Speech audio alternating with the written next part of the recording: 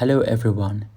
In this video, I will talk about the practical performance descriptors, the CELT-S or CELT-P practical performance descriptors.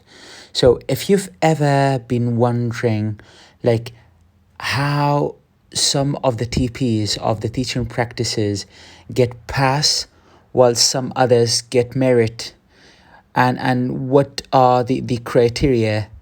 There's actually like 6 assessment criteria. The key features for pass and merit. What are the descriptors? So we will talk about 3 points in this video. First of all, what are the performance descriptors for your teaching practice? Because once you're aware of these descriptors, you know exactly why would you get a pass or why would you get a merit. Number 2, what are the key features for a pass or for a merit lesson? Number 3, what are the 6 assessment criteria? Let's get started. Okay, so first of all, for a pass is almost like a satisfactory competence in your class. In your English language teaching, it was quite satisfactory. While in the merit, it was good competence in English language teaching. There are 6 points that we will talk about. First of all, the teacher produced a lesson plan with reasonably clear aims and with procedures and activities which generally contributed to lesson aims. So I want you to look at both criteria in merit and pass. You see here the lesson plan for a merit. The teacher produced a lesson plan with mostly clear aims and procedures and activities which mostly contributed to lesson aims. So you make sure while you mention any aims in your lesson plan that you should cover these aims, you should achieve these aims, because if you haven't, or you generally achieve them but not specifically for every single aim that you mentioned, then you won't be able to get a merit. Number 2, what about the learners? Were they engaged and participated for parts of the lesson? Or were they engaged and participated well for most of the lesson? So that's also the second distinction between a merit and a pass. Number 3, the materials, the usage of materials and activities. Were they generally appropriate to the lesson aims? Or were they mostly appropriate to lesson aims and learner needs? Number 4, the teacher taught the planned lesson reasonably effectively and language skills aims were partially achieved. Or the teacher taught the planned lesson effectively and language or skills aims were mostly achieved. Again, your aims. Number 5, the teacher used some effective techniques. Now pay attention to this. Some effective techniques to manage activities and to offer support to learners. Or the teacher used a variety of techniques effectively to manage activities and to support learners. Number 6, there was some checking of learning and the teacher used some techniques for giving feedback and correction. Or there was effective checking of learning and the teacher used various techniques for giving feedback and correction.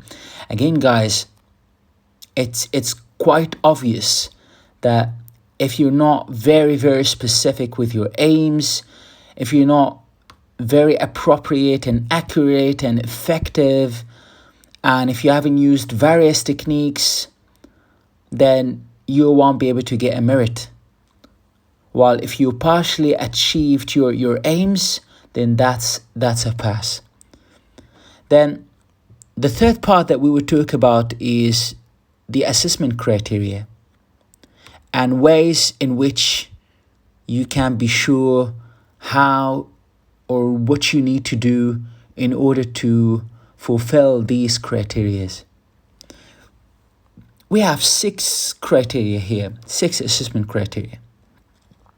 Number 1, lesson planning. Number 2, the atmosphere, the learning atmosphere. Number 3, the resources. Number 4, the language and skills. Number 5, classroom management. Number 6, checking learning and giving feedback. So how can we be assured that the teachers achieved these criteria, fulfilled it? So for lesson planning, you need to include clear aims for the lesson. Okay, and you need to have the individual lesson stages clear as well. You need to plan clear procedures.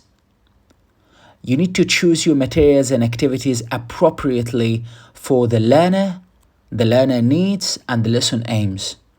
Okay, so again, lesson planning, just remember these keywords: clear aims, clear lessons, clear stages, clear procedures, appropriate materials and activities for the learner and lesson aims. Number 2, learning atmosphere. What we need to do as teachers is to establish an effective classroom presence, to create a positive atmosphere where you'll be able to support all the learners and to maximize the learner participation. So you need to make your classes learner-centered and to get them all involved and engaged in the learning process. Number 3, the resources. So the teachers need to use context-relevant materials. They need to use appropriate materials to achieve the lesson aims. And they need to use materials to engage and involve the learners. Number 4, language and skills. The question that you be needed to ask yourself: did I use effective techniques and strategies for language and or skills development? Did I provide accurate language models? Did I provide accurate explanations? Number 5, classroom management. Did you set up and manage the whole class? Did you use different strategies? Did you divide them? Did you use it on individually, pair, group work, activities? Did you monitor learners and provide support? And did you respond to learners and classroom events? Finally, giving a feedback and checking your learners' understanding and comprehension. So while you were giving a feedback, did you use different techniques? Did you use various techniques for checking learning? Did you give accurate feedback to learners on language and content? Did you use appropriate correction techniques? So that was like a brief for the performance descriptors. So once you're aware of this, you'll be able to know exactly how's your class is going, because you'll be assessed on these criteria. Thank you so much.